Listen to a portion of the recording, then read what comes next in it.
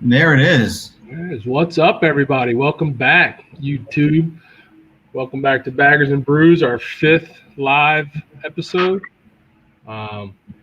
Thanks for coming out and watching. And if you haven't seen us or know who we are Baggers and Brews, and we pretty much do videos on anything motorcycle or beer related. We like to go to a lot of breweries, ride our bikes, and anything Harley related. You guys got anything? Got anything for the peoples? That's what we do. I mean, for the people who don't know us, I'm George. We're based basically out of Southern New Jersey, and as the name of the channel states, we ride baggers. I ride an 18 road glide, and right now I'm drinking a little local IPA from Icarus. Nice. Called Yacht Juice. So very nice, good, creamy, hoppy, and one of our favorite breweries. No comment. No comment. What's up, everybody? My name is Austin. Like you said, do anything motorcycle related and beer related, and I ride a 2013 Road King CVO. And today I am drinking also Icarus, the power juicer from Icarus. Cheers, everybody. Cheers. And I am Bert for the beard on social media. I ride a 2016 Road Glide.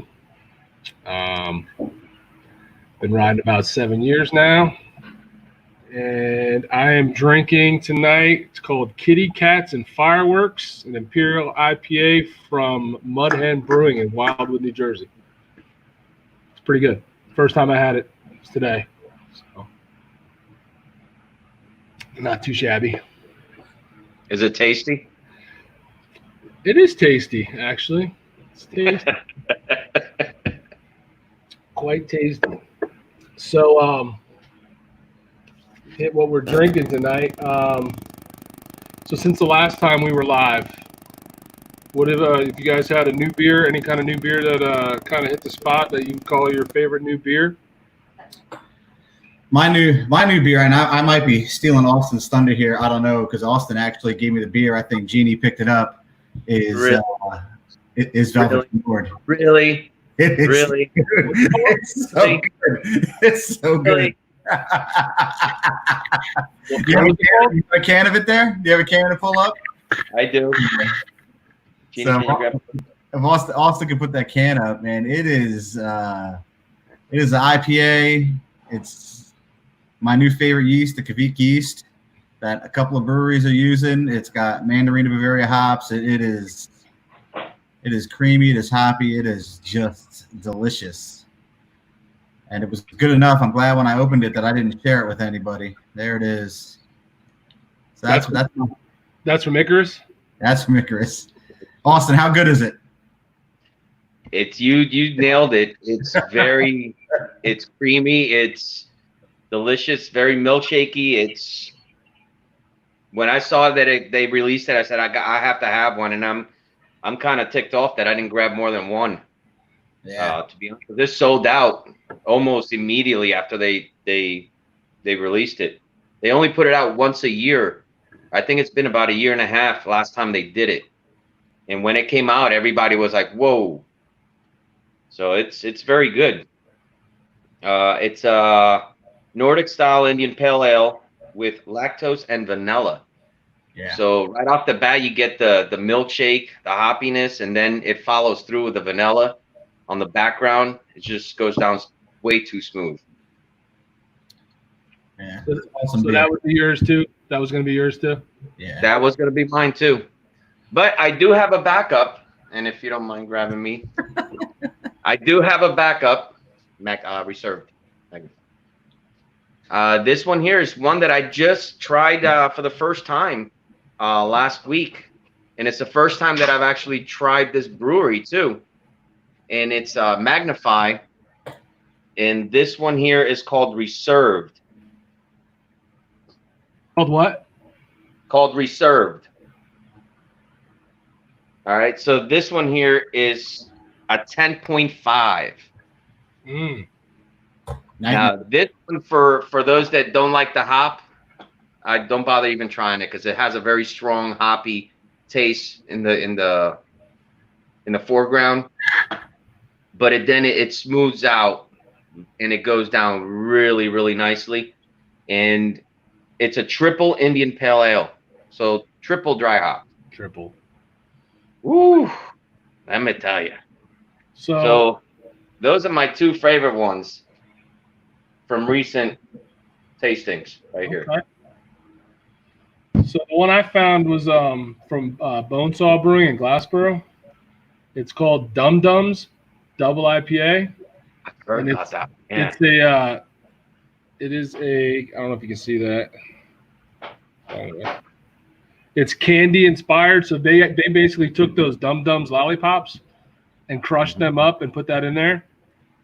It's also got lactose and vanilla in it, which seems to be really popular these days. It's got some Citra and Mosaic hops. It's got a bunch of flavors like mango, orange, papaya, tangerine, like all in there. But it's really good. It's 8.5%. Tasty beer. Yeah, so that's the new one I've had that I like. So before we get into what George wanted to talk about tonight, Sturgis is 34 days away before we leave. What do you guys got left to do? What do you got on your agenda to get ready for Sturgis? I need a 10K service for that bike. That's what I need to do.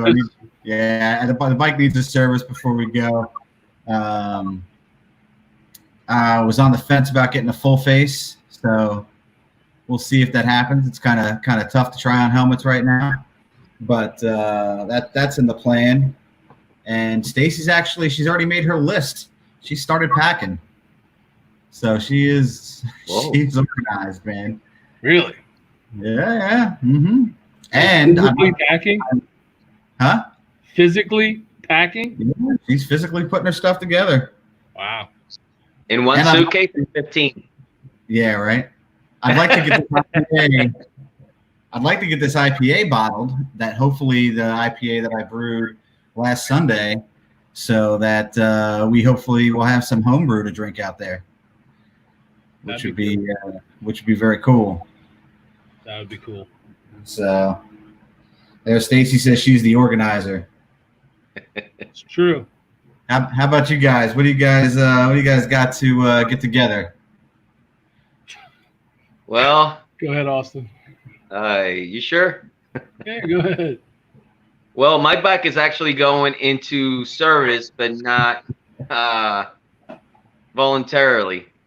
If any of you have seen our videos and they saw our very first video, what happened to me, I broke down, right? It had a charging issue. And that day, the rotor and stator got replaced. Well, guess what? The rotor and stator just went bad on me last week. On the way into work, lights came on. Tried a new regulator, didn't work. And I've been fighting with Harley now for what? Better part of 4 days, because they will not warranty the part after 1 year. And it's 1 year and 2 weeks. 1 year and 2 weeks. So, yeah, they kept fighting back with me. Apparently, Harley's being a real stickler about not going over the 1 year, no matter what it is, even though this is a type of part that does not go bad very often. So, the particular dealer that I was dealing with, I am no longer going to deal with. I have moved over to our other local dealer, and they are taking care of me like you wouldn't believe. Even gave me a better price to change it all out right off the bat without even looking at the bike. They're very military oriented. They know who we are. They have taken care of us, and George bought his bike there also. So this coming Tuesday, the bike's going in to get the stator and rotor replaced once again. Hopefully in time for Sturgis, which I have faith in them. Other than that, it's the normal things around the house before taking off on a trip. The bike is the important part. Yeah. So yeah, same here. I'm gonna take mine in. I want to have them look at that transmission from when if you watched our video where we did the service to my bike, I had that little chunk of metal in the transmission. Looked like a little piece of a clip or something, right? I saved it so I can show them, but it wasn't like just normal, ground up metal. It was actually like a little piece. So just to be safe, I'm going to have them check it out. I talked to them already. I'm still under warranty, so it'll be covered. And I'd like to have them. I would like to do a 30,000 mile service, but we'll see. I got to see how much that was. I don't want to spend an arm and a leg for that. If it's most of it's stuff we can do. Yeah, that's right. You wanted to do the forks and all that stuff too, right? Yeah, I'd like to do the forks since I haven't done those since I bought that bike, and they probably have never been done since it was only at like 6,000 miles when I bought it.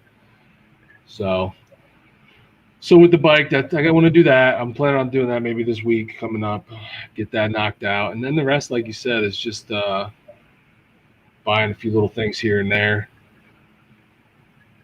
Get ready, make my list for what I need to pack, stuff like that. I'd like to get a pair of the riding shoes like we saw at Barb's weeks ago.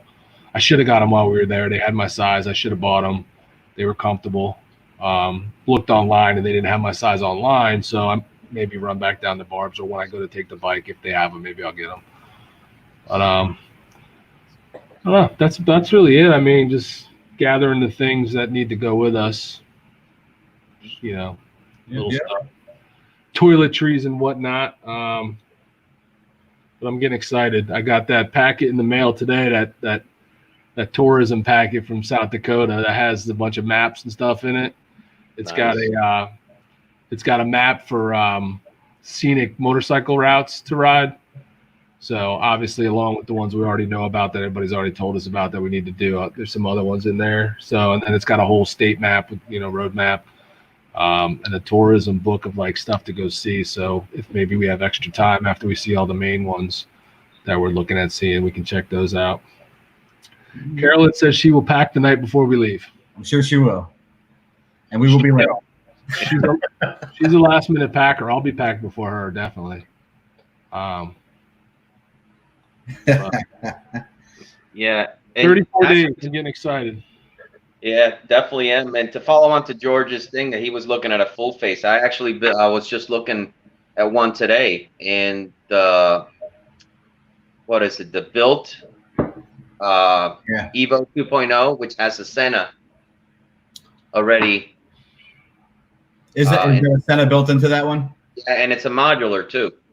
Yeah. So I was looking at that one today. Where? Online? Yeah, online. Cycle Gear has it. So does Revzilla, which are both local. You can order it there and go pick it up curbside. So, and they are all measuring true as far as, measuring your head. What the hell, Scouse? Yeah. Bringing the ladies. He meant flashlight. He definitely meant flashlight. So we just sent back today. I had to send back Carolyn's Senna. Really? Well, like when she first got it and went to plug it and charge it, the little plastic piece that covers where you plug it in, helps keep it like waterproof if it's raining or whatever, that just fell off, broke off. And then she said she was having issues hearing that she was only hearing out of one of the speakers. Yeah. So she contacted them. They sent us an RMA and I'll have to send it back. So hopefully, but they won't send her a new one until they get that one. Yep. So I'm hoping that the month is a long enough time for that to come back to us. Should be. Hopefully. They'll have it by Wednesday. I sent the UPS with a tracking number and all that crap. So they'll have it Wednesday. So, yeah. Real quick, I want to say hi to some people we got in the side chat here. 99 RU grad. We got the Blacktop Devils, Mr. and Mrs. Motorcycle Mama, Bluegrass Riders from Kentucky, 883 Rider. Dave is here. Smitty, the Four Stooge, who will be going to Sturgis with us. Yes. The Piney Princess, of course. and Bell's Rides, who was hosting a ride out in Sturgis, the Blue Ride, and Sofa King, and last but not least, if you're watching the chat, Scouse is in the house. Scouse is in the house. I was chatting with Scouse yesterday. He's a knucklehead. Funny. Did you get Yo-Yo 2 Wheels? And Yo-Yo 2 Wheels, yes. Yep. Yo-Yo 2 Wheels is light beer only, apparently. Light beer only for Yo-Yo. Hey, Scouts, I'm still waiting on the Cracklins. You We're not getting any Cracklins. They're stuck. You better bring them to Sturgis. Stuck at the border. So, sticking with the Sturgis for a second, what are you guys looking forward to most about this trip? That's a loaded question. It doesn't have to be one. I guess it doesn't necessarily have to be one thing. Well, I think for me, I mean, I'm going to see stuff that I've never seen, parts of the country that I've never seen. Black Hills, Rushmore, lots of monuments. If it's still there, it'll still be there. Yeah, it better be there. It'll still be there. They weren't playing around when they made that one. And the ride out. That's what I'm looking forward to. We've got a couple of days of solid riding out, and it should be a damn good time. Yeah. Yep. That ride out is the one thing that I'm really looking forward to after our Texas ride.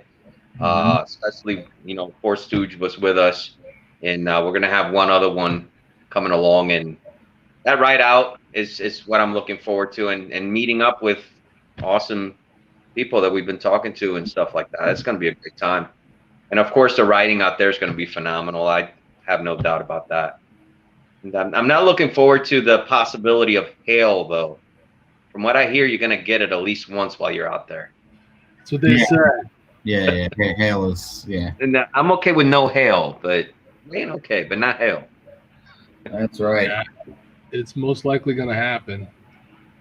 I think all those things you guys said are definitely high on my list of what I'm excited about. But I just think with our group that we have, just the memories that we're going to make doing this thing, man, it's just going to be 14 days of just fun, man. I mean, I can't wait. We got a really good group, and it's a lot of miles we're going to put down, and you just know, just from the Texas ride, just how many funny moments are going to happen and just the crazy stuff that's going to come up, and I'm just looking forward to that.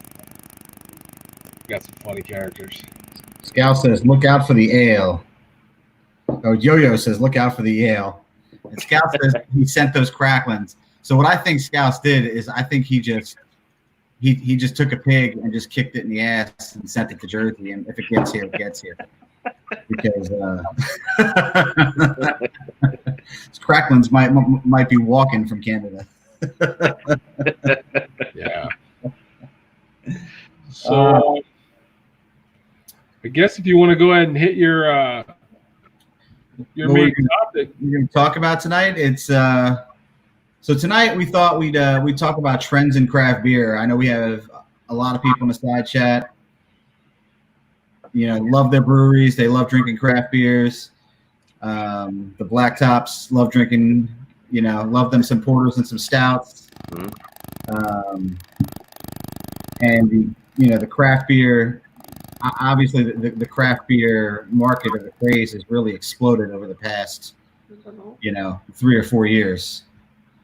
Yeah. So, does anybody have any idea? Well, two things. One, if you're drinking, and I hope you are right now, drop down in that chat what it is you're sipping. Yeah. So, because believe me, most of you shouldn't be working tomorrow. I would think most of you are off tomorrow. So yeah, I think just about everybody should be off tomorrow. So no excuses. Scout says hit that like button. Yeah, if you could hit that like button, that would be awesome. Helps out the channel a lot. Yo-Yo says she drinks bourbon. We like us some bourbon. Yeah, good stuff. But a little craft beer trivia. What percentage, as much as we drink craft beer and we know people who drink craft beer, what percentage of the market do you think craft beer is? Who are you asking? You guys. What do you think? 13. Austin? I must say 25%. No, and it's Bert's on point. It's actually 12%. Oh. And it's 12% after like an 80% growth over the past 3 years. Yeah. So it's still a very small portion. As many breweries as we have in Jersey, it's still a very small portion of the beer that's actually sold. Yeah, I think I saw that in like 2010. It was only like 6 or 7%, something like that. Huh. So, Okay. Do you know how many breweries there are now in the United States? No, how many are there? I don't have the exact number, but they said it's closing in on 8,000. Wow. And it's only 12%. 12% is the craft beer percentage. There's a lot of Bud Light, Miller Lite, Coors Light drinking mofos out there, dude. That's true. Not there's anything wrong with that. That's it. You could drink water. It's okay. So yeah, SF is drinking Medusa, some Laser Cat. Jeannie's drinking Captain and Ginger, well, of course. Scouts is drinking Hofbräu Haas, original beer, 1589 from Munich. Yep. Ooh, yep. We are we're getting ready to brew some Oktoberfest this weekend in preparation for when we come back from Sturgis. Some Munich malt in that. Yeah. So, and it's so I asked that question about the percentage of breweries in the market, because that's the first real trend in craft brewing isn't actually about beer. It's about the business model, and it's about what they call the taproom business model. Whereas a lot of breweries, almost 70% of breweries that are open up, are not distributing their beer at all. They're relying on their tap rooms for their sales. Yeah. Okay. And it's a very common, I think it's a very common thing. And I think what we have learned is there are breweries who've been open 4 and 5 years now who are just getting into distribution. Yeah. So go ahead. What's one example of that? You have one. Rustic Chimney Ales, not distributing. Vinyl, I think, just started distributing. Is Ludlam distributing? I think they are, right? Ludlam, I think, just started. Started. 7 Mile is only local to local bars and restaurants. So it's there are a lot of breweries that we go to, and it's one of the first questions I ask them is, are you distributing? Mainly so I can know where to buy their beer. Because at Jersey, we're in a unique situation where Bert's drinking a beer right now from Wildwood. That's one of the few breweries that actually can serve food. Yeah. I would say 98% of our breweries don't serve food. So the tap room is where they make their money. Tap room and takeout. So very, very interesting. I think the next trend is what they call the haze craze. And it is here to stay. I think all 3 of us drinking hazy IPAs right now? That's a hazy IPA. Yep. So, and the haze is a New England thing for those people who don't know. It's if you're into New England IPAs, that's where the haze started. And it's I think it's a great tasting beer. I don't know what you guys think. I know you guys love it. Of course. That's my beers. Absolutely. 883 says there's a bunch of breweries popping up in Bucks County. Bucks County is one of Austin's favorite places. 2 Hands, right?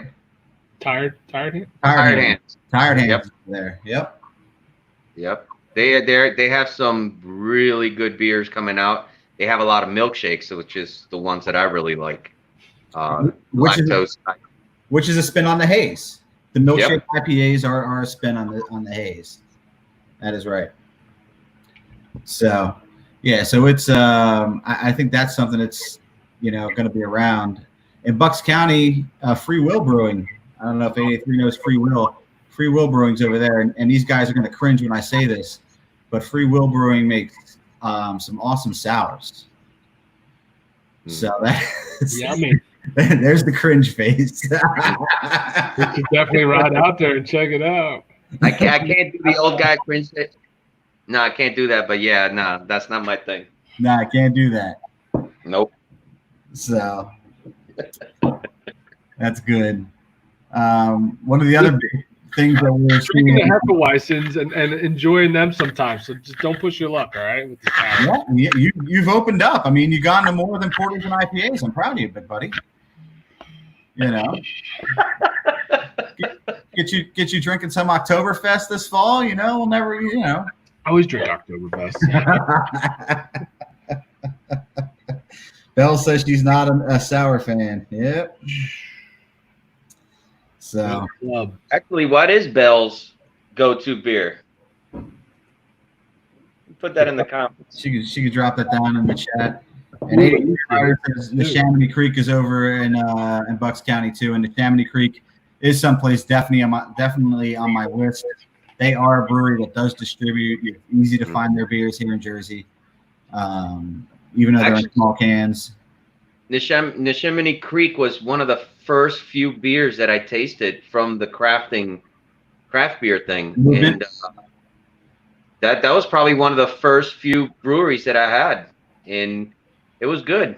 It was good. It kind of got me hooked, and of course, Bert started, feeding me some more, and I was like, all right. Because I was a Yuengling guy. I didn't really drink all that many different things. I think Bert was too. I mean, we used to just pound Yuenglings like crazy, and then all these started just popping up everywhere. So I think you came over to do something on the bike the one time, and you brought over some Neshaminy Creek, and those were good, real good. That's what started me up. Bell's Ride says right now her favorite beer is Mango Cart. So, and Mango Cart, I'm pretty sure is that's like a mango hazy IPA, if I'm not mistaken. I could be wrong, but I'm pretty sure that is. So, and I think the other thing, with the advent of the hipsters and millennials and people being calorie conscious, low ABV beers.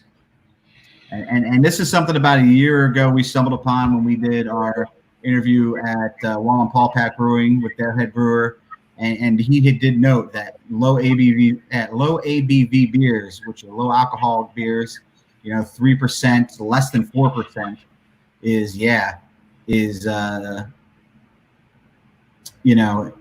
something that breweries are starting to look at and try and do well. And it's a difficult thing to do well because you're trying to add taste into something that you don't have a lot of grain in. So it's not as easy as it may sound to brew a 3 or 2.5% beer. It's funny you say that because one of the Icarus in particular just put out Little Yacht Juice, which is the little brother or sister to what George is drinking, and it's only a 4.2, 4.5 compared to 8.2, 8.6. Yep. So I had a taste of it. I'm not a fan of that one. Yeah, I'm not a fan. It was just not. There was no body to it.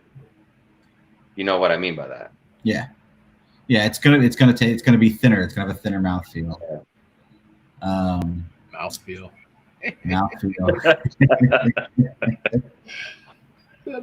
Lord help me. There he goes. One beer in. Andy, huh? The other thing we're seeing now is alternative beverages, hard seltzers. Forgotten Boardwalk by Us is doing hard seltzers. White Claw, God help me, I've never even had a White Claw, but it's I don't know if we have any White Claw drinkers there. Labels, please. That's it. Scout says the low ABV beers are for the lesser gentlemen. What's the reason they would do that? What's the reason they would do what with Mezza? What's lower the ABV? Lower ABVs. Yep. George. Less calories. Less calories. In a lot of states, the blood alcohol levels have been pushed so far down that you could have, where you could have one double IPA or maybe two IPAs and be under the legal limit, right. Depending upon your size, you could probably bang back, 4 or 5, of these, 3%ers. And they cost the brewery less money to make, and they'll be cheaper. Blacktop says that a nice graham cracker porter in Colorado this week. Yo, Scouts is on a roll tonight. Scouts is drinking heavy. Trim my man bun. You gotta grow one first, brother. Too much. Hey, before we move on, I want to give a big shout out to White Mesa. She just got on Maybe white. Sportster. She got on what? Sportster and did an iron butt. Oh, really? Did she? I saw she put that out there. Did she complete it? I didn't see the video. Yep, 1,024 in 23 hours. So much respect for you. That was crazy, crazy good. I'm still trying to get these Nancys to do one, but they're fighting me on it, man. Fighting me on it. Whitmess, I'm sorry if I messed that one up, but much respect to you. That was She's white. one heck of an accomplishment. Yeah, that's awesome. Scout says every day is an iron butt on a sporty. Honest, I mean, I don't even want to do it now because I feel like, what's the point? I'm doing it on a freaking road glide.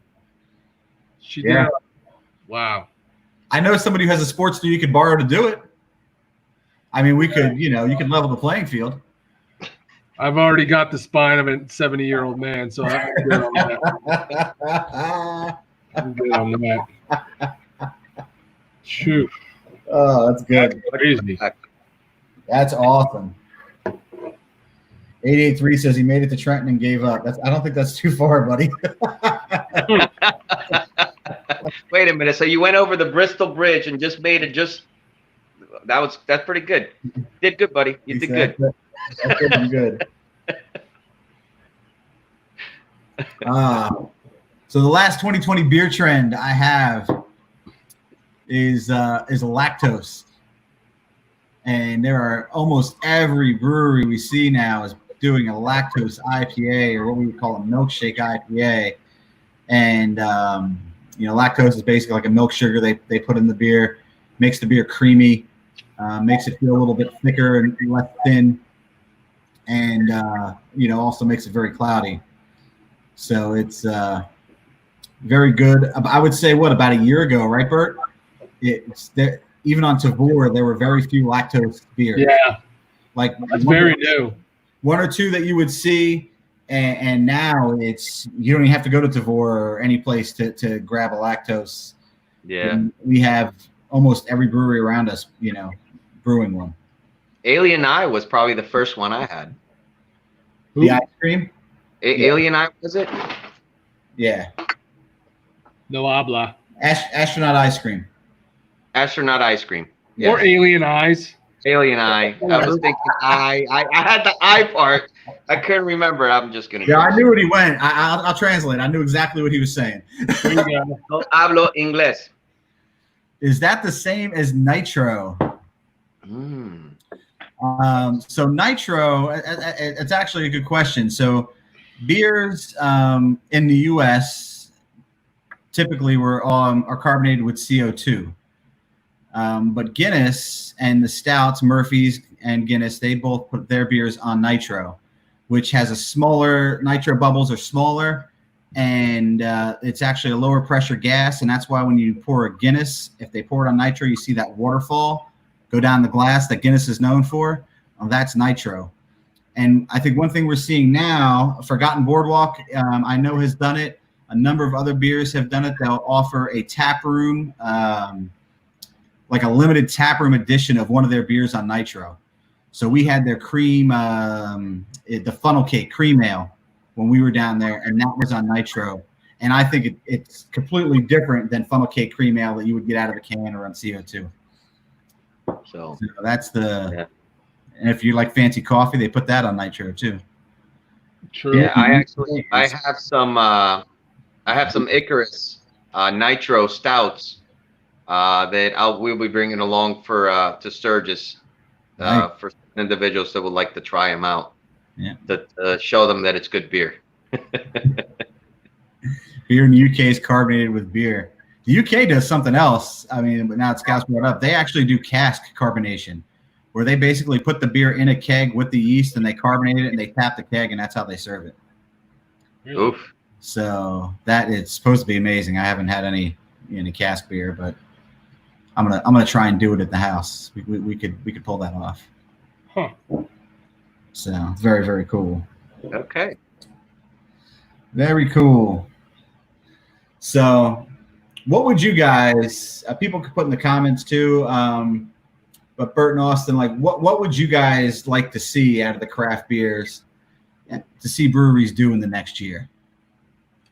I would like to see more of what we saw down at Core 3, which is the smoke beers. Yeah.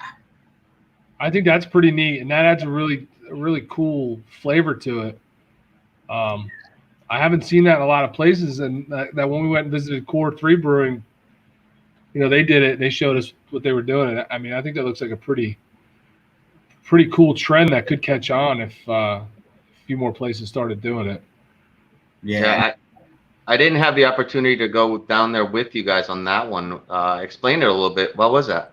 So, I mean, for people who also haven't seen the video, I'll make sure that we throw the video. I'll throw the link of the video in this description. So if you come back and you see it, the way Core 3 was smoking beers, it was really cool.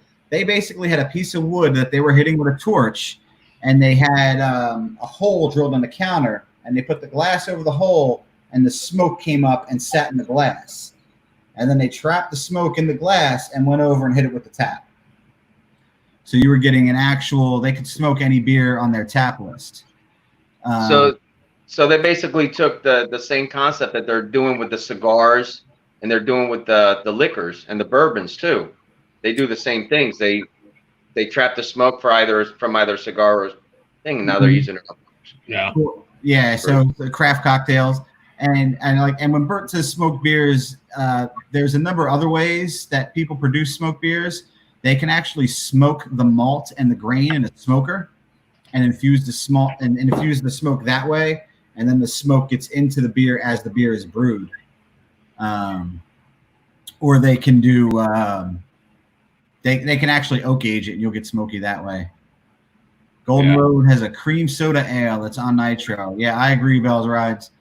The cream ale that we had last year from the local brewery was on nitro. I thought it was awesome. Golden Road's the one in California owned by that chick, right?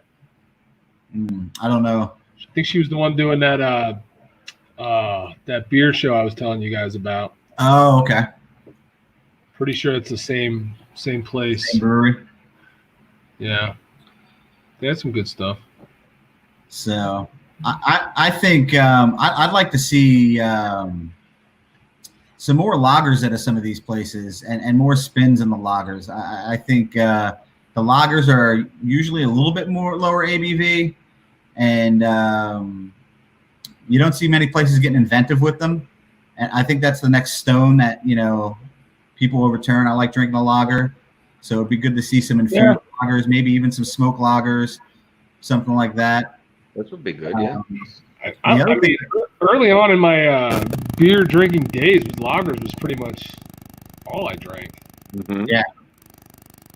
They're clean. They're not that hoppy. They're a little bit bitter, The other thing I think that there are two other things I'd like to see. One is more traditional brews. So we saw like the Hefeweizen up at Wallenpaupack. People doing brews that are true to what people would call the style of the brew. And like a Doppelbock or, stuff that is really traditional that I think I'd like to see some of these breweries do, because, not that brewers aren't good, but that you can't hide bad technique with some of those old beers. There's not a bunch of crazy hops. You're not putting a bunch of lactose in something. You're not doing anything. It's just clean beer. And I think that really says a lot about a brewery. Yeah, it takes a lot more skill and a lot more perfection to be able to complete one of those than a lot less room for error. A lot less room for error, yeah. I mean, for me, I really have no trends to see except, hey, put out more milkshake type craft beers. that's what you want, right? That's what you want. So I think you're going to see them start putting out making milkshake IPA seltzers. So spins on hard seltzers are something that people are talking about. Yep. And whether they're like a milkshake seltzer or whether it's a dry hop seltzer, I mean that is definitely something that in brewery publications people have been talking about. That would it'd be interesting. It is kind of interesting to me because the seltzer crowd usually isn't the IPA crowd. So how would like a hopped or a milkshake seltzer, I don't know how that's gonna go because I mean that seltzer really is more for. I mean, not the stereotype, but that's more of a girl drink, So are they gonna want that milkshake IPA mixed in with that type with that? Yeah. But I can see him trying. I can see him trying to do it. So the thing I would like to see, and you see it, one time a year, you usually see it at like the end of August, September-ish, is wet hopping, where they take fresh hops. And they, instead of using dried hops, they use the fresh hops right off the vine. And the reason you don't see that is because you only get hops once a year. But I think that would be cool. I always order a wet hop seltzer and skinny jeans. I'm trying to finish a sentence in NorCal saying seltzer and skinny jeans go together, and man buns. Scouts growing a man bun, buddy. As soon as he retires from the military, Scouts will have a man bun. Beard and a man bun. Guaranteed. So, but yeah, wet hopping, that's my thing. Wet hopping? Explain it again what wet hopping was? So, cut you off. When they harvest hops, they dry them out, and they use the dried hops to brew beer. And dried hops you can store, you can freeze. Wet hops is the hop right off the vine that hasn't been dried or kilned or anything. So it's a little bit more pungent. They usually use them like late in the brew, and it's a lot more hot. It takes a lot more of the wet hops than the dry hops. It's like using the spice, Right. You need less dry spice than you do fresh spice. So I always order them when I see them, but you don't see them all that often because they're more expensive to make. So, yep. So thoughts on 2020 beer trends? I'm just happy the brewers, they have the freedom to get inventive.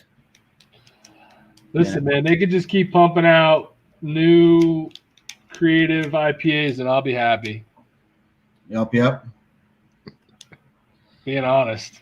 Bourbon barrel porters and stouts, Badger Bill says. Yes, that's my winter stuff right there. I'll tear up some porters and stouts during the winter. Yeah. The bourbon age stuff, like, I'm hit or miss with it. Like sometimes I have one and I love it, and other times I'm like, all right, who else can finish this baby? Yeah, it's. I got it. Thank you. Assuming you already paid for that, I'll take that. NorCal says he's back on cheap beer as an IPA burnout. Yeah, I kind of thought I might, a couple years ago, I thought I might burn out on IPAs, but they keep getting inventive. They keep adding different flavors. They started this milkshake thing and made it creamier, and I'm just not losing interest, man. Hazier. Yep. I've gained more interest in it in IPAs, the hazier they've gotten and the more lactose they've put in. I was just going to say, and vanilla bull sickle are very good. I was just going to tell you they are very good, and it's funny he says that because look at that, I got some Bolero Snort right now. Crooked labels. So Sammy, Bolero is still one we're trying to get to. We haven't been up there yet, but I'm dying to get to that one. Yeah, they have a lot of good beers. They do. One thing I've noticed about Bolero Snort, though, is that they haven't had reoccurring beers. Like, I haven't seen good ones that have been re-released. They always come out with new ones, and they just continue to come out with new ones. Fruity Pebbles was one of the only ones that I saw continuously come out. But any other ones I haven't. And again, they might distribute stuff locally, or they might have stuff in their tap room. that are their staple beers, that you might just not have access to down here. That's true. That's true. Jeannie actually, like she said, she had the Pina Bulata yesterday, and that was really good. That'd be a very good beer in a super hot day when you're outside mowing. I could see Bert now singing, "I like a Pina Bulata." Oh yeah, that's not how it goes. All right with that. That's not how that's going, and you know it.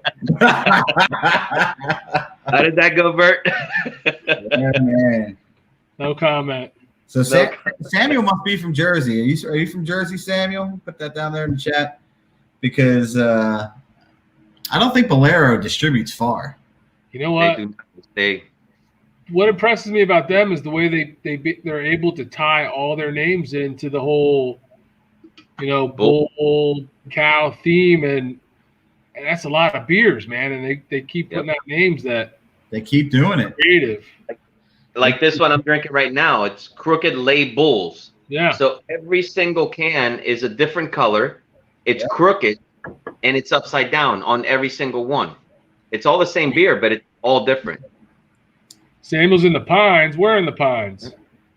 Uh-oh. Fellow Piney. So, yeah, it's a lot of breweries. I like that about a lot of the breweries. I mean, if you look at Ship Bottom, the Shack, everything that they do doesn't necessarily have Ship Bottom in it, but it's all stuff that's regionally to them that they name their beers on. Ludlam does the same thing. Tuckahoe. Yep. Tuckahoe has a lot of names. What was the name of their stout? Oyster Stout. What was it? Something with shuck in it. Yeah, the Oyster Shucker or something like that. So it's, a lot of places have that. It's very cool. But Bolero Snort they take it to the next level. Yeah, they've just tied that theme and that marketing right to the next level. So it's very cool. Strawberry vanilla. NorCal says my local brewery has one called Unicorn Tears IPA. Yeah.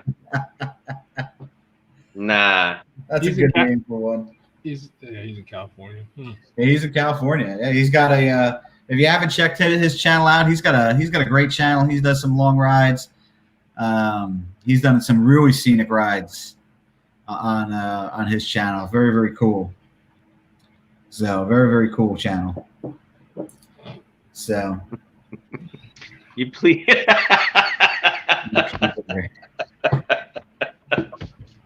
I'm actually liking him more and more. Why? Because you like the pea glitter? What?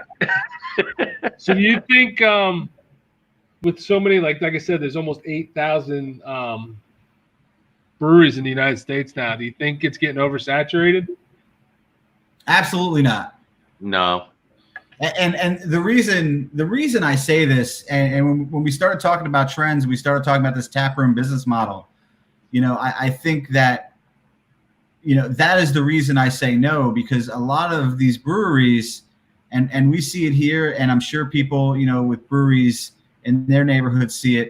They're part of the community, like a business, not like a Budweiser or a big brew label, a big name. Right. They are actually part of their community. They're involved in the community. They support the community like any other business, like any other small business. So I think if they continue to do that, I don't think it's going to be oversaturated. Yeah. Well, the numbers agree with you, because they say that there's triple the numbers of opening new breweries than there are closing breweries. So the numbers support what you're saying, that it's just there's a market for it, and it's not oversaturated, man. People are loving it. No, and people, I think, what people underestimate is a lot of these people who open breweries. I mean, there's a head brewer involved, and usually that head brewer is the artist, and sometimes that head brewer is the owner, not always. In most of the cases, it's not. But they're business people. They're good business people. They've done their market research. They're in touch with the type of beer that they're brewing that's in the market that they're opening. This is not, I think there's a lot more market research and a lot more business sense that, a lot of these people who open up breweries, are putting into them than the average person who opens up a restaurant puts into a restaurant. And I think probably the success failure numbers of that, correlate that. Yeah. I mean, if anything, when we start to talk about oversaturated, we haven't even seen the curve level off. No. This curve is, to talk about curves that we're all now so intimately familiar with, this curve is not flattened. It is, breweries are opening, and it is the American dream. I mean, it's a small business, doing something that people love. I think we're going to be seeing breweries open for a good long while. I agree. So what have you noticed since this whole situation we're in right now from the breweries, especially breweries that used to be common breweries have now become, high-end breweries because of the situation we're in, because they're doing all the delivering and all that stuff? So, I mean, listen, this whole situation has had to make a lot of people change a business model on the fly. A patio right now, if you have a brewery in Jersey, and again, we're in our microcosm of Jersey, which is just refusing to open up at this point. But if you're a brewery in New Jersey, an outside space to you is essential. Like if you don't have an outside space right now, it's a tough gig. I think a number of breweries, and not to necessarily call any out, the prices of beer have gone up. Money right there, yep. The prices of beer have gone up, and there's less selection, which is to be expected because a lot of even restaurants now that we're seeing opening up have much of a less selection because people are brewing less types of beer and less beer overall. Yeah. Brewing beer to their need. And quite frankly, I would rather have fewer good beers to choose from than 15 beers and maybe 6 of them are stale. Yeah. You know what I mean? I would rather. Well, I would rather that happen. Icarus is a perfect example of that because if you pre-COVID, if you went to their tap room, I mean, they got 20 beers on tap. Right. And now if you go there to get takeout, what's that list? I mean, I don't even think it's 10. 4 or 5 lately. 4 or 5 that they'll have canned and, maybe a couple more that you can get in a growler or a crowler. And that's it. Like, they're very limited compared to what you're used to when you go there. And you're right. I mean, it sucks because we're used to, being spoiled and having the huge selection at a lot of these places. But I definitely, I mean, if it means, having, not having stale beer or anything like that, then I mean, it's definitely, it makes sense on their part. But I mean, getting the ingredients and all that's got to be, like right now what's going on, it's got to be a pain. I was in a pizza place today and they had a sign up that said, due to COVID, the cost of meat products going up, that any pizzas with a meat topping were more expensive than normal. Because I've seen that sign a number of times. Yeah. Obviously they're passing that, cost on to us, which is, completely normal. But so yeah, I mean, the COVID's having a huge effect on a lot of, not just beer, but a lot of businesses. So, and just to talk about, it's kind of good the conversation's gone this way. Just to talk about, beer. In a way, I think the average person has no idea the cost that goes into making a batch of beer, and what at Bert. So and Bert got to see this, I think, a little bit this week. He took a spin with me down to the brew store to pick up stuff for an Oktoberfest, which isn't a hoppy beer. And what was the bill for the 5 gallons? It was like a $55, $56.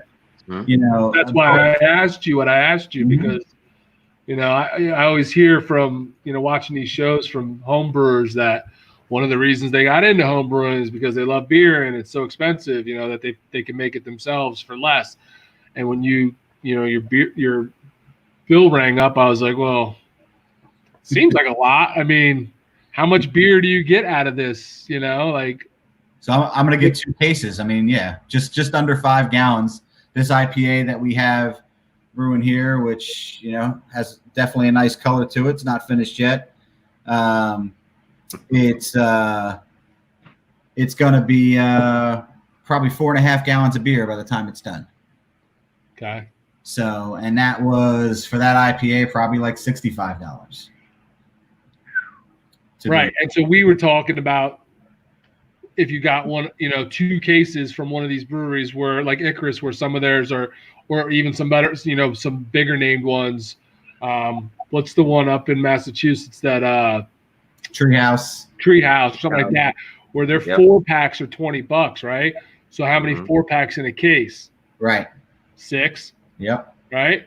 $120, 2 cases, $240. Not saying George's beer is going to be as good as Treehouse's, but for $50, 2 cases, I guess it is cheaper, right? Yeah. So you got to perfect the craft so that your beer is as good as theirs. Yeah. Yeah. One particular brewery that I've noticed that has become more popular during this whole situation was the Source. Used to be where you can go and get, beer from there at all times, from what I hear. The Source Brewery. Source Brewery. Yeah. You've been there, Bert. Yeah.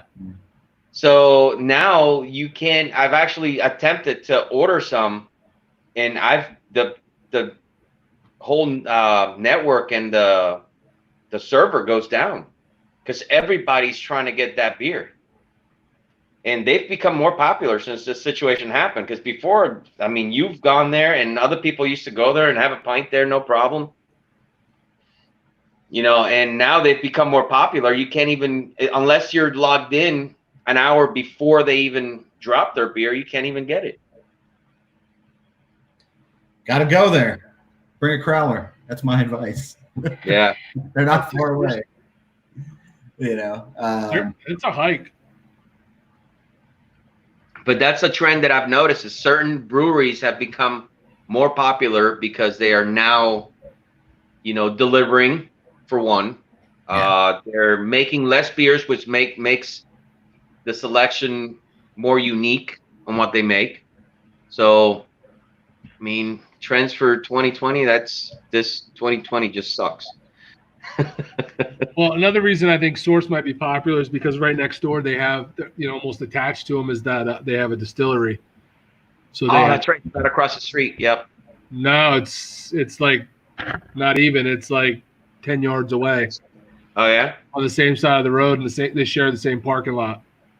Okay. We hopped in there after we drank some beers at the brewery. We spun in there and had a drink, and they make the fancy, fancy drinks out of their alcohol that they make there. So, and again, talking about business models and business people and breweries, the Source guys are not newbies. These guys have been on Shark Tank. They've been part of other ventures. They finally found the fit that was right for them to open up a brewery, and they jumped on it and nailed it. And, what normally takes people, 6 or 7 years to accomplish in a brewery, I mean, they're crushing it in 2? I mean, have they been open 2? Not 3, I don't think. So which one? Source Brewery. Yeah, no, it's pretty new. So it's he had like a home, beer tap that was for cans that served. You basically cracked open a can, you connected it to this machine, and you could dispense the beer out of the can, as you needed to, and it was properly carbonated and everything. And that was their invention that they were on Shark Tank for. So, I mean, they've worked in other breweries. I'm pretty sure the brewer who was there brewed at Ship Bottom for a while, or learned to brew at Ship Bottom. So they've been around for a good, they're not strangers. Drake's Brewery is one of my favorite breweries, but won't go. They require masks. I'm with you. So I got to look at Drake. I'm going to write that down. What's a trend that you would like to see go away? What's a trend that I would like to see go away? Yeah. Good question. Okay. I didn't see that one coming. Hard seltzers.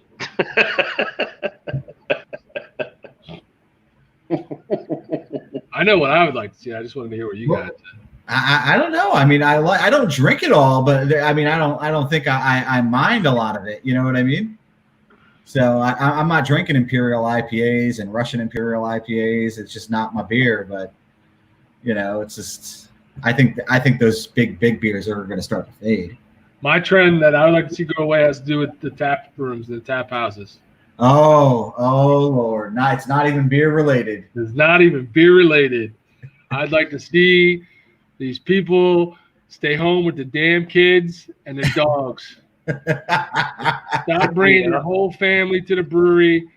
It's a crazy workaround because you can't go to the bar with your baby, so you're bringing them to the brewery along with your 5 dogs and the grandparents. Oh God. The whole Stacy and I were in a brewery, and the whole Pee Wee baseball team was in there having a pizza party. We felt like we were at Chuck E. Cheese. How is that okay?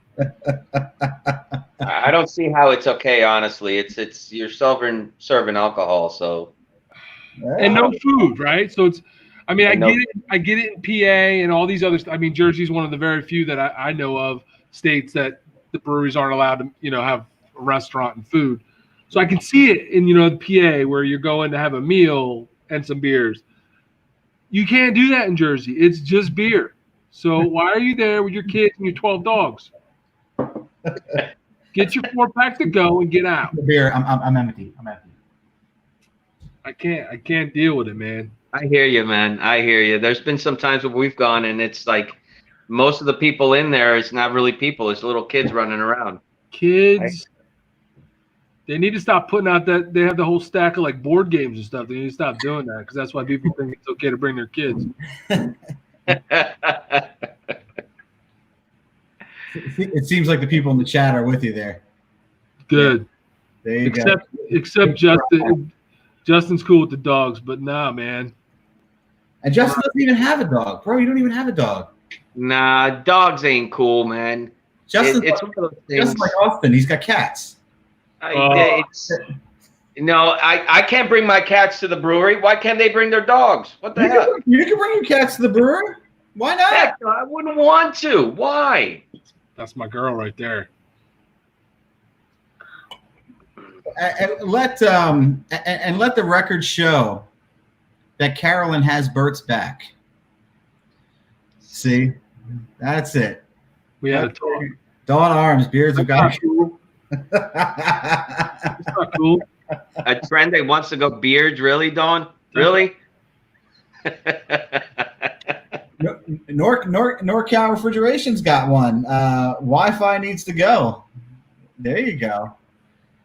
What? Because it's like zombie. Everybody's looking at their phones. I don't even use Wi-Fi at places. With like who pays for their nobody pays for extra for just using your AT&T or Verizon or whatever. So why do you even need Wi-Fi? Yeah. Well, you have to check in your Untapped, right? But I can do that just with my phone without Wi-Fi. Yeah. Right? I don't know. It's true. It's true. You don't have an iPhone, so yeah, I guess so.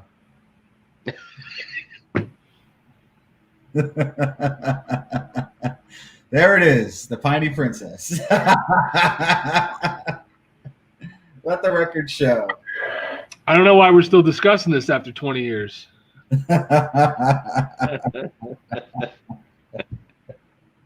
83 says he must still have a flip phone. He needs Wi-Fi because of cheap phones. That's it. I guess if you're rocking a burner phone, then you might need Wi-Fi. A burner phone. A prepay? Little prepay. You're probably not paying $14 a 6-pack with a 4-pack with a prepay, though. I guess if you're taking a laptop or an iPad or something. Going to work off Friday afternoon. Yep, there you go. Okay, that's a good day.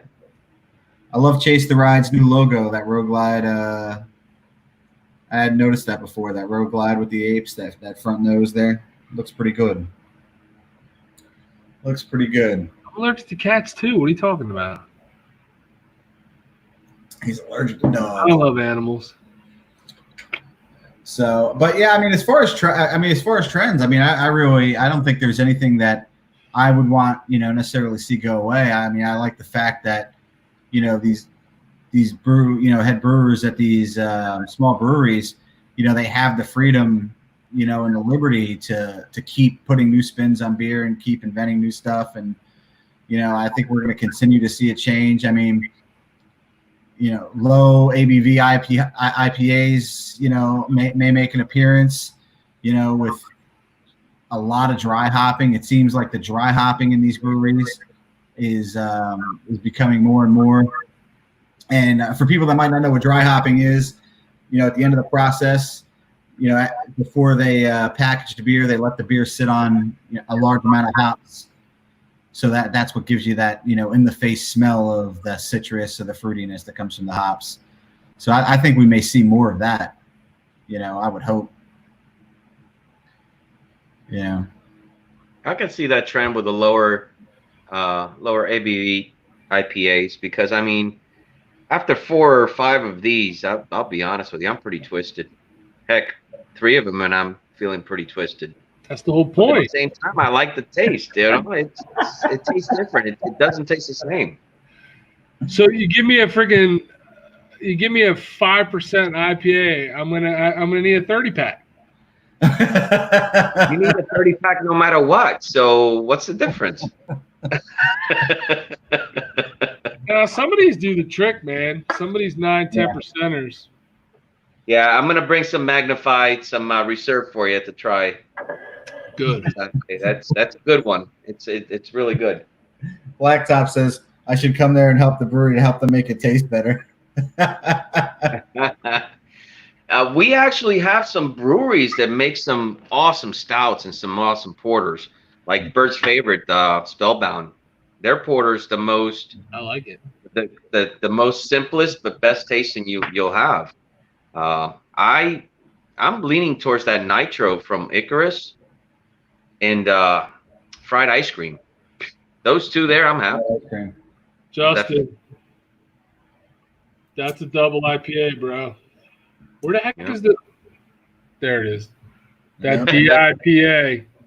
That's mostly what I drink is doubles. I mean, that's what I look for. Yeah, I can't hang with those double IPAs. So I can't do it. Can't do it. George doesn't like to get out of control. It's funny though, Blacktop. They've talked about this brewery out there.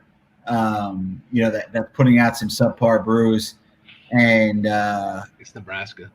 Yeah, well, I think a lot of times, what separates these breweries is people don't realize, nobody brewed stouts in Bavaria. They didn't brew stouts in France. They didn't brew saisons and hefeweizens in Ireland. And the reason that is because they brewed what tasted good with the water that they have. And unless, these breweries are, correcting, and it sounds like a geek thing, but unless you're correcting the water, your bad water, and filtering your bad water or making it the right pH, if you're brewing a stout in Nebraska out of the tap order, it's probably not going to taste good. 2 beers cause a hangover and they aren't even strong. Yikes. That's because you don't drink enough beer, my friend. Here's a good one. When was the last time you bought a 6-pack? 2 weeks ago. Yeah. Bought a 6-pack of Fuego from Tonewood. Ah, that's right. Yeah, my last 6-pack was the Voodoo Ranger. Voodoo Ranger comes in 6-packs, but I mean, it's so like everything with craft beers now and from breweries is 4-packs. Everything's 4-packs. Right. For more money than normal 6-packs. So. Yeah, Swamp Donkey from Pineland Brewing was the last one that I got. 6-pack. Yeah. Samuel Bertel. Now you know he's a local piney. Man of Firkin, wake the Firk up. Yeah. Yep. Man of Firkin's got some good stuff. Yeah.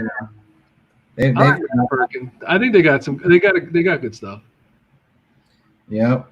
And just I think I've had one from there that I can remember, but I haven't been back there in a while. You haven't been there a lot. No, I've been there twice. I've been there quite a few times. Yeah. 99 RU grad Justin here. He put a double two-hearted ale. So the two-hearted Bells. Yeah, is it's funny. That's a beer that is very popular. Everybody likes, and as crazy as craft beer gets with all these combinations of different hops, two-hearted ale has one hop in it. Yeah, I think it's just Centennial. It's either just Centennial or just Cascade, but regardless, it has one brand of hop, one style of hop in that, and it's one of the most successful craft brews, IPA craft brews in the country. You know, got my work party on Saturday and just grabbed a rack of Coors Light. Oh, it's awesome. 883, we were on a ride, and we were in Chatsworth about, I don't know, 3 or 4 weeks ago, and we stopped at the end of our ride, and this guy had a 30-pack of two 30-packs of what it was it Molson? I don't know. Light beer. It wasn't. I don't think it was Coors. I thought it was something else. And he had these things bungee jumped to his passenger seat. It was Bud Light or something. Bud Light or Miller Light. Something like that. He went to take off and they fell over. Oh yeah. Was it Bush? I think it might have been Bush. He's right. I think it might have been Bush. Bush. Yes, it was Bush. Yes, it was Bush. My saddlebag would be good. Yeah. Bert's actually going to order the cooler for his saddlebag. No. I thought you said you were. Yeah. No. You like my hand carry cooler better? Yeah, I mean, that's great. It's colorful. I got too much stuff in my saddlebags to carry extra beer in there. Yeah, link that video below. Saying, I'm prepared. That's why you need to get a tour pack so you can put one in there. Dry County. Oof. Yep. Dry County. We've got dry towns in Jersey. What, one? What's our local dry town? Well, Ocean City is. Ocean City's dry. We have one even closer than that, Maple Shade. Really? What? Maple Shade is dry town. Mm-hmm. Didn't know that. Yep. So, George has some tools to help you put it in. Yeah. Yeah. I'm pretty sure you don't need a wooden mallet for that install. Best line of Tuesday's video was, "Bro, give Barney Rubble his shit back." That was the best. If you haven't seen our video, seriously, who not necessarily has, but who uses a wooden mallet? We used one on. Well, apparently, I had to. So. I mean, who doesn't have a wooden mallet? You know, I mean, come on. I probably everyone in the side chat plus myself. That's funny. That's good stuff. Now, you know, it's ironic. I mean, I was lucky enough to inherit this tool chest from Stacy's uncle, and he had a job where, you know, he worked on the railroad. So there are sockets in there, and that breaker bar that we tried to get your lawnmower fixed with. Yeah. I mean, I got a 3-foot breaker bar in there.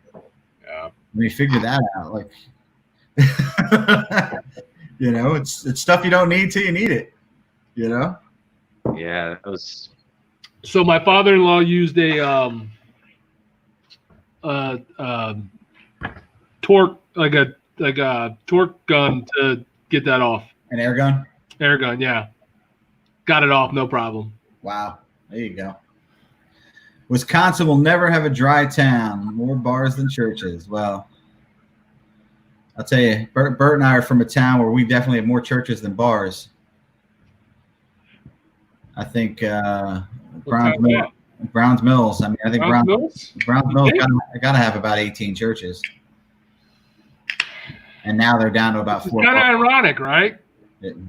I'm not even gonna comment on that. I'm just gonna leave that alone. It's kind of ironic. Yep. You would think they had about 20 bars and no churches. Yeah. I think it used to be pretty equal, but not anymore. Not anymore. There did used to be a lot more bars in that town when we were in high school. Yeah. Yep. Bell's Rise says put an ice chest in a tour pack. Well, Bell's, there's only one person with a tour pack, and we ride with a guy. He actually has he's got a cooler in every spot. So Brad actually has a cooler in his left bag, a cooler in his right bag, and 2 coolers in his tour pack, and that's how they roll. Yeah. That's pretty crazy too. So, that's because his toolbox is like this big. That's true. Which I'm surprised with Brad that he does have more tools in there. Yeah, but I mean, pre-quarantine, we never really carried a lot of beer on the bikes. We would go someplace and we'd have a couple of beers, and we would go someplace else and have a couple of beers and grab some lunch and call it a day. But now it's like, you can't sit down at a brewery, so you got to find a food truck, and then you got to bring beer to the food truck, and then it's like, much to my wife's displeasure, we drink in parking lots. Yeah, she wasn't pleased, but she was still drinking. Well, that's only because I opened it up, and what are you gonna? Once it's open, what are you gonna do? So, Chase says, who needs tools when you can sit back and wait for tools to come and have a beer? That's true. Yeah. There's Stacy. Don't knock Uncle Steve's tools. They're antiques. That hammer. I'm not knocking them. They should just be hung somewhere and not used. So there was one particular tool that reminded me so much of working with my father back in the day. Oh, the cutting with this little knife. I had to cut a little piece of the thing. That little knife that he brought he gave it to me. And when I cut that thing, I looked at it. I was like, holy shit. My father had the same exact one. And he's had it since 1970s. Yeah, Steve's probably had this longer than for people who, I didn't put that in the video. I probably should have put that tool in the video, honestly. So it's a little mother of pearl handle pocket knife. But on the inside of it is not a pocket knife. It opens up and it's a razor blade. Yep. And that's what Austin is referring to. Dad and Matt says, "Good morning."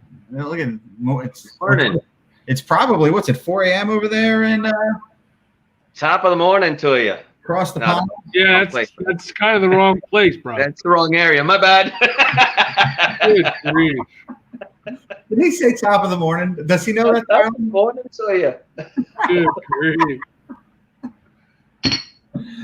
Oh no! You are a clown, man. This is why the trend needs to move to 4%. Yeah. Bell's Rise says the knife is the most important tool. Yeah, the knife is the most important tool. Yep. Followed close second by zip and wire ties. If you're on a bike. Yep. Wire ties have been my number 2. So what percent is the beer you're drinking right now? Who? Both of you. Me? 8. Yachty juice. Yachty's 8. This one's 8.7. That one is an 8.4. You're drinking 2 at the same time? No, those are the ones I've had, and I'm about to have the third one. And this one here, slowing it down, it's a what? 6.3. I win. 9.1. Oh, it was a competition. Damn, I should have brought out the other one. I should have known it was a competition, and it was a competition that he'd won. Did you just meet me tonight? Everything's a competition. It's always a competition with you. This was a 9. And this was an 8.5. Sorry. Okay. Sorry, Carolyn. She's probably mad at me now. Mr. Big Juice Daddy went to a brewery today in honor of Baggers and Brews. What brewery did you go to, buddy? Drop that down there in the chat. Big Juice Daddy. That's a great name. It is. It is. It is. He said you were 3:15.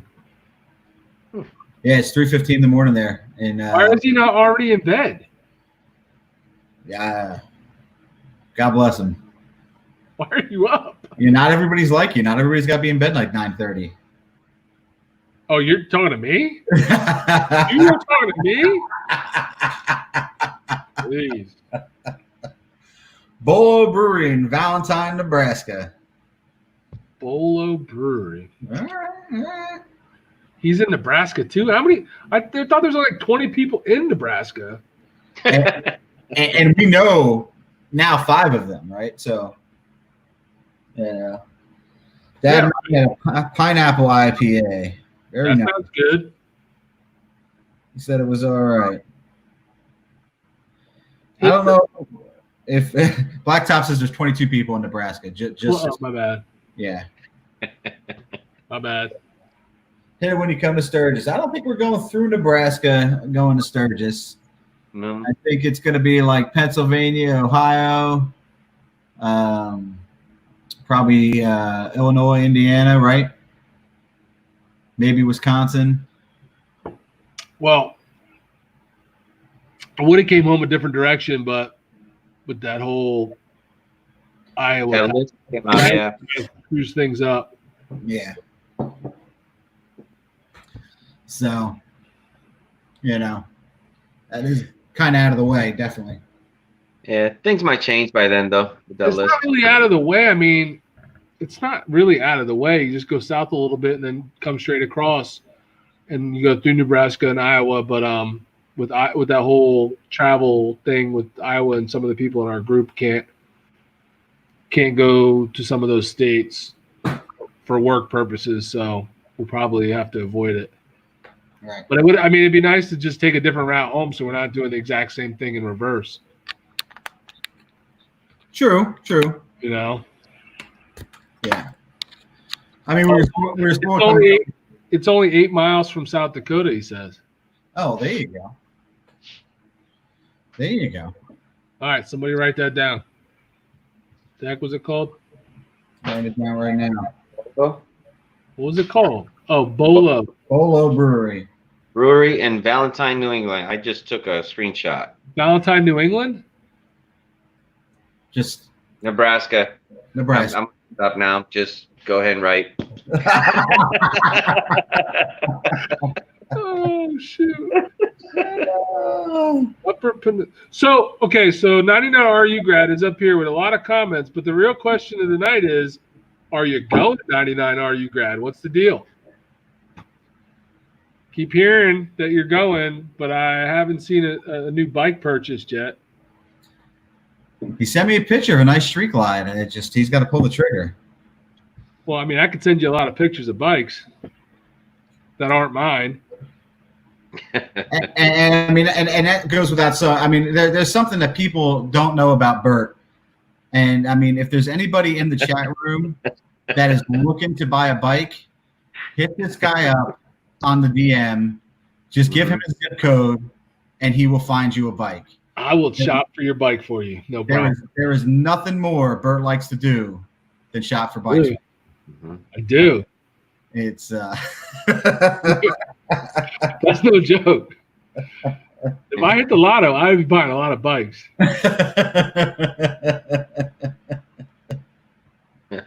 Wait, what is this? Sturgis Hotel booked 8/8. He must have booked. He must have booked the hotel outside of Sturgis that Stacey sent him the info for. So he's going. He's going. Yeah, but you can cancel that. Yeah. Dad and Mad wants to know, Bert, do you shop for bikes overseas? Listen, I'm always up for a challenge. I have not, but I would actually tell me what area, and I'll start looking. That's it. And I mean, this guy, he would come up bunch of stuff. Don't challenge them. I'm telling you. Oh, I'll find you a nice bike. Get you on a nice road glide. They got them over there? You don't see a lot of them, you don't see a lot of the bigger bikes in some of the stuff from England that we watch, and even the stuff from New Zealand that we watch. It's because they got them tiny cobblestone streets. They can't ride the big bikes. Oh, I think it's the actual import costs and all that stuff. The price of them is. All right, I was making a joke, dude. Jeez. It's crazy. It's the cobblestone streets, pal. So but I mean, most of the people here, I'm sure they follow Dad and Matt already. If you don't, go check that channel out. I love that Sportster. He's got that paint job, that flame paint job he has on that tank. With those, that bike is really, really cool. So there's quite a few people in the side chat that have good channels. Yeah, absolutely. Sam Brettel says, road glide or no glide. If you ain't gliding, you ain't riding, man. So yeah, there's a number of good channels. It's I mean, the cool thing we love about YouTube is finding all of these smaller channels, and people put out good content. It's really it's pretty neat, and you're seeing content from all over the world. I mean, we see stuff. I like watching Dad and Matt. I love two Kiwi riders. Seeing seeing New Zealand, watching them ride through Middle Earth. Yeah, which is windy right now. Yeah. Mm-hmm. A couple of guys from Australia, Smitty's down there. Mm-hmm. A number of dudes from Australia. It's really, really cool. Yep. Big Juice Daddy says, "What method? Looking forward to your Iron Butt vid." And absolutely. Yeah. Absolutely. What method did a little overview. It might have been an older video that I was watching the other day. I'm not sure. Where she did some B-roll of her Sportster. She's got an anniversary Sportster. And if you never watch her channel, she is constantly lost on rustic roads in Wisconsin. And we don't have like that type of – it's cool that Wisconsin has that rustic road program, or that like that back road where they're all mapped out and everything. And we don't really have that in Jersey. I don't think we do. Yeah. That I know of, kind of never know what you're getting on after she gets hours of sleep. So she must have just completed that. I didn't see the post. I think, Austin, you saw the post, right? Yes, I did. I was following for quite closely on that, and I was, wow. I put on her story, and it was like one after another. I was like, whoa. I kind of felt bad for her there. I thought we were supposed to do an Iron Butt to warm up for this trip to Sturgis. Yeah, nothing came from that. Can't even get this crew to do like a long overnighter to warm up for this trip to Sturgis. Yeah. Who can't get approved? I'd like to do that, but now we're only like 30 days out. So I wanted to go down to Georgia, but no, my bike had to go break down again. What the hell? Bells Rise says she's using all her international cell service. She'll see you later. All right, Bells. Thanks for checking in. If you don't know Bells, she's hosting a ride out at Sturgis. If you're going, it's the Blue Ride, supports first responders and police officers. So make sure you go to her Instagram and check that out. Yeah, it's on the 9th, right? The morning we get there. The morning of the day we get there. Yeah. Chase the ride, absolutely. It's good to be able to see the world through a ton of good channels. I mean, before I started following people on YouTube, I never knew the term Sportster sickness was actually a good thing. What? And it's a cool thing. Big Juice Daddy says, Austin, what happened? For those of you that might have joined a little late, we were talking about our rides. Yep. Austin, just about on the 1-year anniversary of the channel, actually. Yeah. Pretty darn close. Pretty darn close. The stator and the regulator go on the stator and rotor. Stator and rotor on the Road King, and probably a battery as well.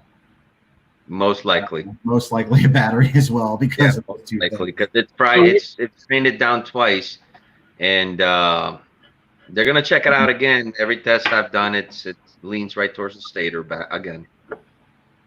Yeah. So what I just heard is you're in the market for a new bike. Negatory. I will not get rid of this bike. I didn't say anything about getting rid of your bike. I just said you're in the market for a new bike. I can see Jeannie twitching. She's not even on the screen. Nah. I'll start shopping for you tomorrow. I mean, I did find that one for you, so I'm sure I can find it. Yes, you did, but hey, we have a plan. I said the 5-year plan. It's down to like 4 now. I think so it's down to 3. No, it's like almost 4. Always so one look. What's that? True story, Dad, Mad. True story. Always room for one more. Oh, absolutely. 883 Rider says, didn't that happen in the ride at Brian's? Yeah, got it. Austin took the road. It was probably the first Baggers and Brews video ever to hit the YouTubes. Yes, it was. And, Austin hit the road, and we tried to do this covered bridge tour ride that they do. Mm-hmm. And he didn't take our advice. He didn't take our advice. No. We offered the Crossbones. Wanted to do it on the King, and we basically got to the first covered bridge and shut the bikes off, and that was all she wrote.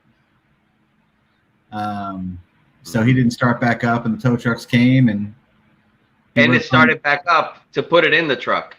Well, yeah, it was all cool. It was all cooled down by that point, But it sounded terrible going down there. I mean, it didn't sound right. I was behind you. We you knew riding it that it probably wasn't going to start after we stopped it. So 883 said that ride sucked. Well, let me tell you something, 883.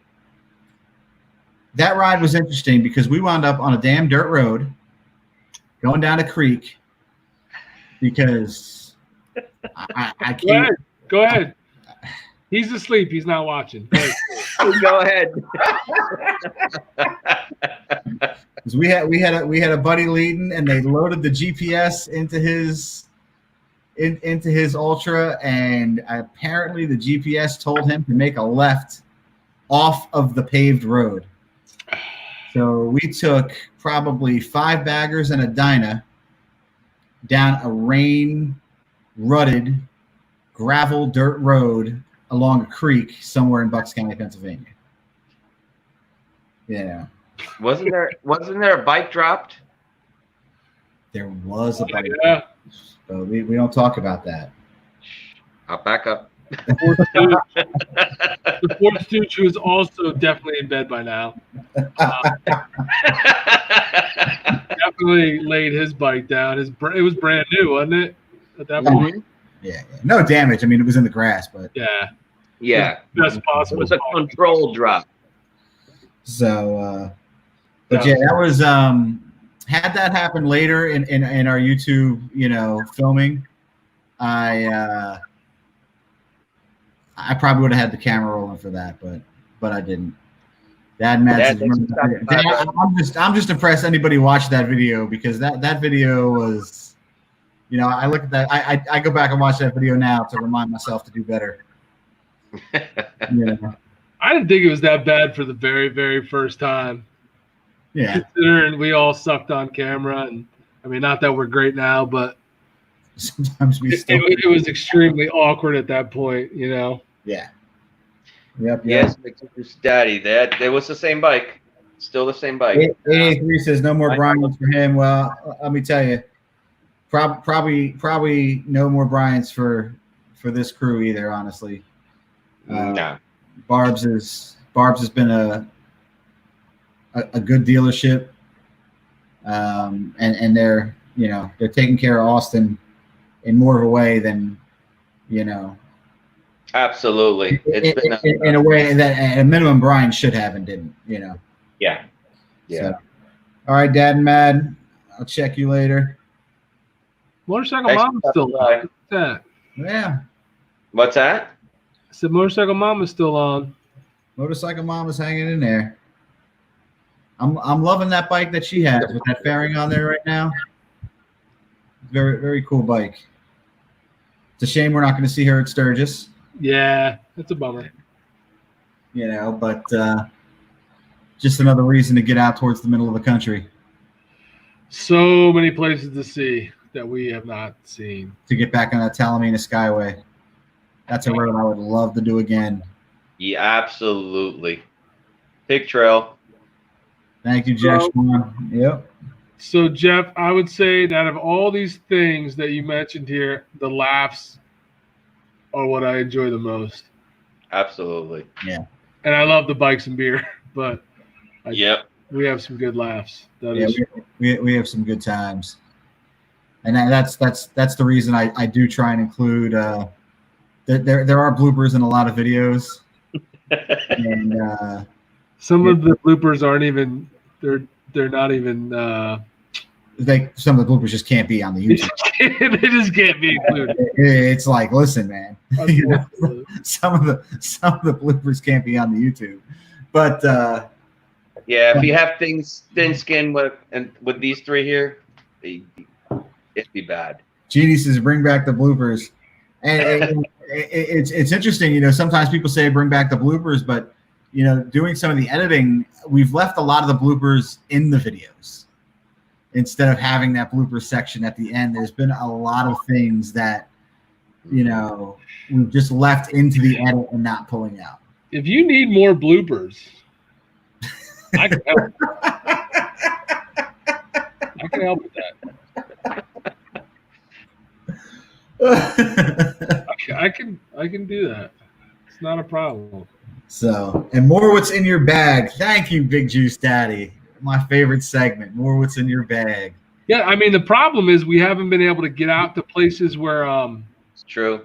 Other riders are at, just with all this, you know, quarantine, lockdown stuff being closed. If we can get, you know, a lot of the places we normally ride to, there's a lot of other bikers at where this would be a perfect opportunity to do that segment. But this 20, as everybody knows, 2020 has been jacked. So it hasn't been, there just haven't been people available to us. We, you know, the plan, George's idea behind that is to, you know, hit up random people and do that segment and see what's in people's bags. But we've been going to breweries, drinking on curbsides by ourselves, and there's no other bikers there. So we didn't have any people to look in their bags. But that's the plan. We'll get some more.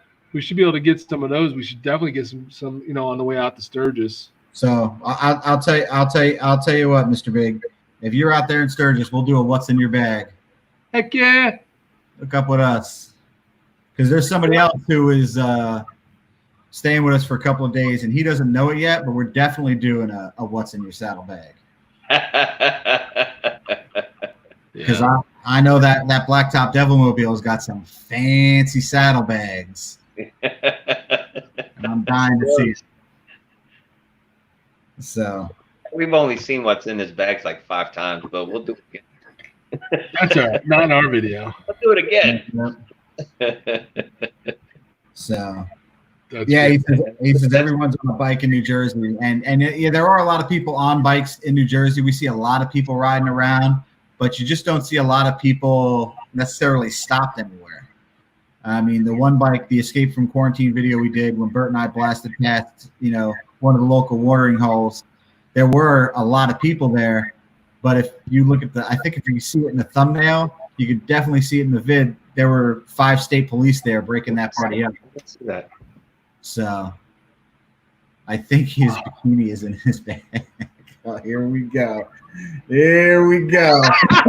Good Lord. Oh, this is not gonna be good. There you go. We'll be, and we'll make sure everybody's a couple of beers in before we do that one. You know, A couple beers.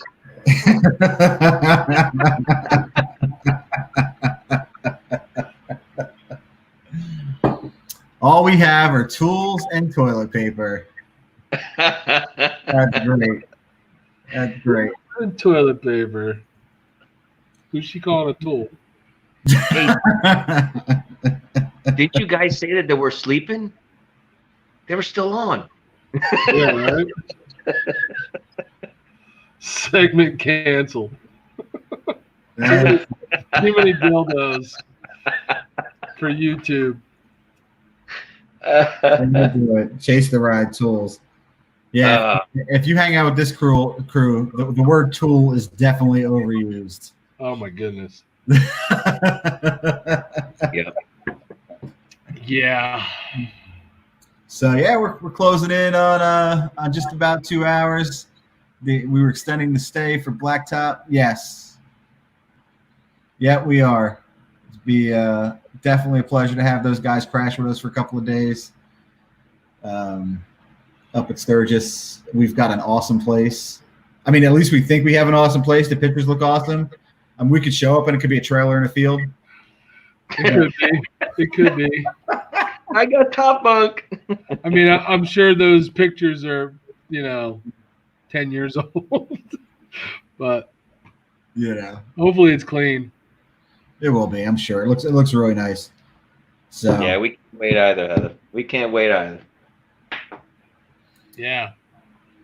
So that's it. 2020 beer trends, bunch of Sturgis stuff. You guys have any closing thoughts? Closing thoughts. I hope my bike gets fixed in time.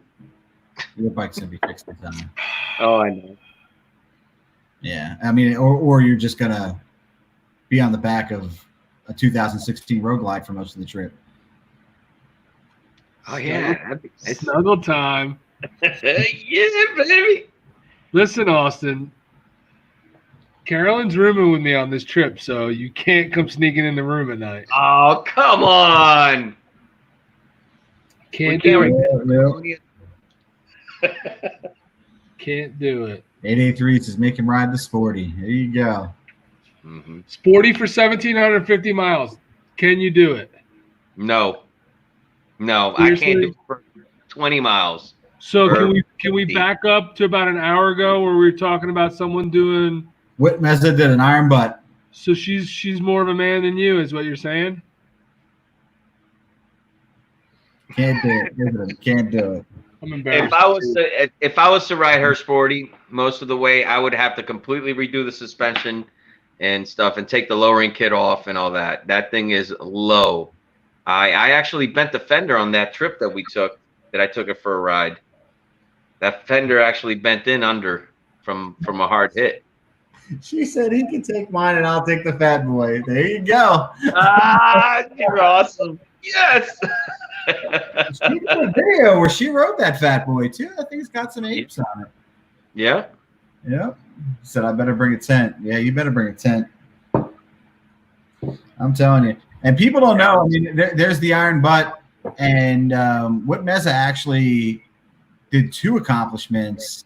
Not only did she do the iron butt, but there's also like a subsegment of that for doing it on a Sportster.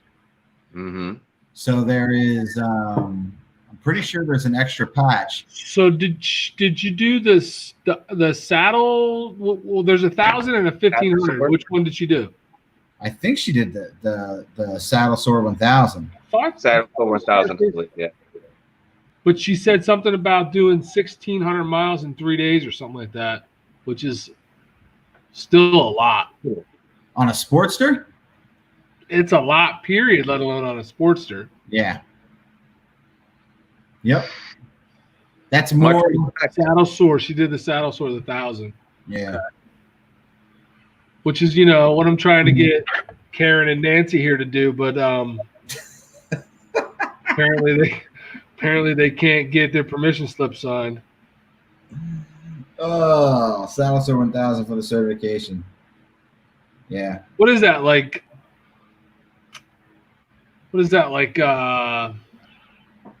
South?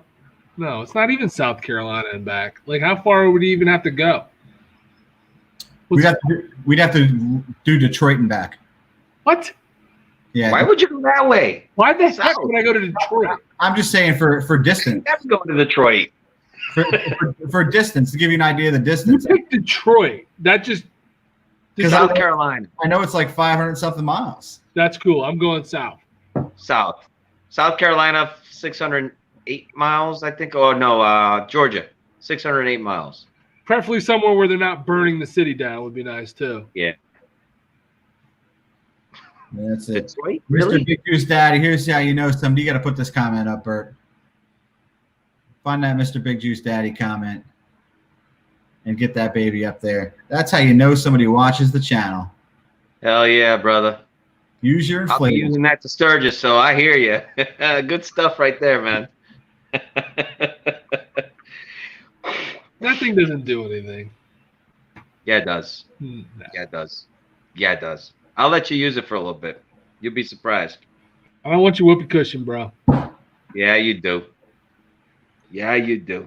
You can sit on it, and I'll fill it up for you, so you get the perfect comfort level. I don't even know what's happening right now. The Detroit is 650. Oh, so Detroit is 650. All right. Yeah, I'm good on Detroit. Nah, no Detroit.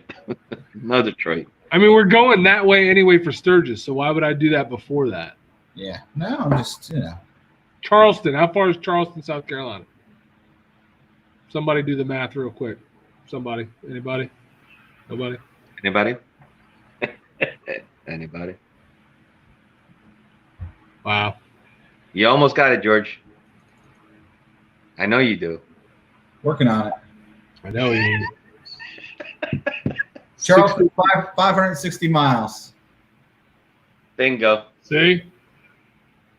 Let me see, though. Would I rather go to Charleston or Detroit? It's a tough choice. So there you go. So thoughts? Yeah, I'm ready for Sturgis. It's we're getting down to the wire, and I'm ready to go. Hoping to get on the bike a little bit tomorrow, even though it's going to be hot here. It's going to be like 95 with like 80% humidity. So tomorrow. I don't know yet. I'm off apparently. Hospitals are closed. It's a holiday. So what's everybody doing for the holiday weekend? Going to spend the weekend Birthday of our country. What are we doing? hanging out with the wife's family. Nephew's birthday. Up north, 2-hour drive? Up north, hour and a half. Hour and a half. So, not too bad. I'll be hanging out at Bert's. That's the 4th of July party. That dude's cool. The real 4th of July party. I can't even. That dude's cool. That dude sucks. That dude is cool. That dude sucks. 4th of July party, the 3rd annual Cheney 4th of July party. And if we're lucky, these guys will make a good vlog with it. And we will vlog, and we'll try to get some laughs out of it. And we got some good guests coming that should be funny. So maybe some new equipment that might be able to show some good footage. There you go. Bring in the drone. What? I don't know what you're talking about. Is that a secret? I was trying to make it a secret, but apparently not anymore. Why is that a secret? It's a secret until you learn how to fly it. It would have been cool because we always go like, "Oh, you get a drone now?" We could have been that. Now you just ruined it. Well, I'm tired of being the drone and having to do this. So I'm glad you brought a drone. I'm telling you. All right, guys. It'll be a good party. Yeah. So party this weekend. I'm ready for Sturgis. Very excited. Can't wait. It seems like a lot of people that follow the channel are going to be out there. Hopefully, we're trying to kind of do what Brian and Heather are doing with their little meetup. We haven't really figured out any details yet, but we would like to do a little meet and greet and meet some of the people that support the channel.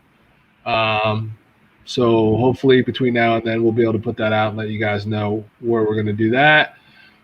Just excited, man. It's only 34 days left. It's going to fly by, and there's kind of a lot still to do before that, and still a lot of videos to make before that. So it's going to be busy. The summer flies by here in Jersey. It's only, like 3 months long. So, we're going to make the best of it, but it's going to fly by. Yeah, absolutely. Yep. Absolutely. June definitely flew by, even with everything closed and nothing really to do. It still flew by, and making videos was still, priority. So, yeah, I mean, that's all I got, really. Yep. So listen, thanks for hanging out with us for the 2 hours. Thanks for tuning in. If you haven't already, hit that thumbs up button. Please. And if you're here, I'm sure you're subscribed. And if this is your first time and you've made it 2 hours into a live cast, you're awesome.